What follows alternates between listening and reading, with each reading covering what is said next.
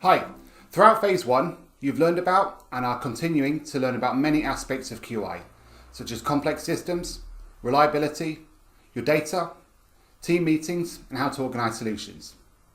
As a final part of Phase 1, I'm just going to show you a couple of QI tools which enable you to start analysing and understanding your processes. I will inform you also of improvement ideas for your projects. The first is process mapping, analysing what we do and how we do it.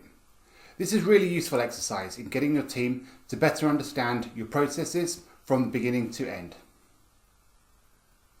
Now you may wish to use these symbols to highlight each process of your map, but do feel free not to.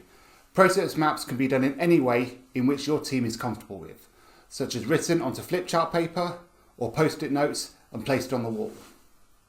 Process mapping gives us a clearer view of the things that we cannot always see.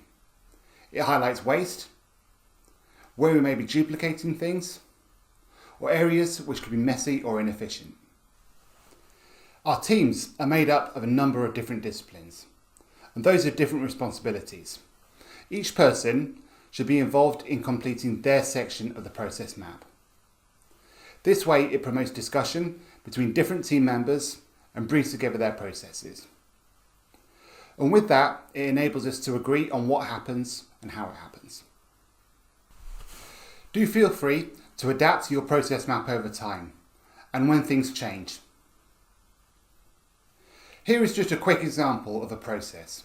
This is a simplified treatment pathway. This was adapted from the work of a previous team who've taken part in the QI Collaborative. And it provides a map of the patient journey with each visit to relevant specialist. Any waits and delays have been highlighted through to the final phases. Use this technique to map a clinical process or part or whole of a patient journey.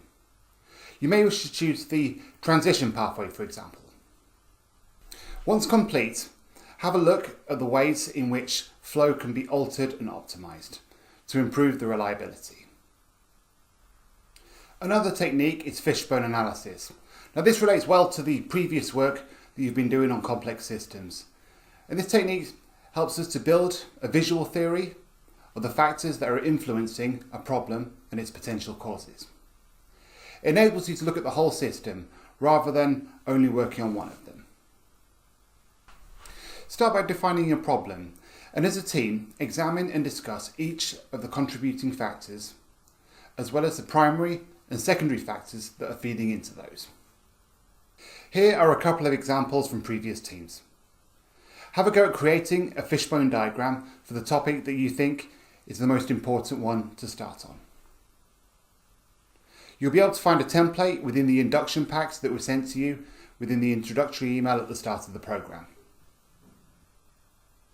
The model for improvement and the plan, do, study, act cycle is a QI methodology that I'll be using throughout this programme. We need to address 3 questions to identify improvements that we wish to make. First of all, what is it that we're trying to accomplish? Secondly, how will we know that a change is an improvement? Lastly, what change can we make that will result in an improvement? Start at the plan section.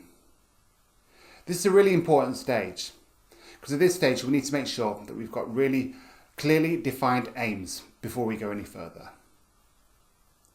Use the SMART method to assist you in putting your aims together. Plan what changes you're going to make, who's going to be involved in making them, when and where they'll happen, and how. As you move into the do section, start putting your improvement ideas into action.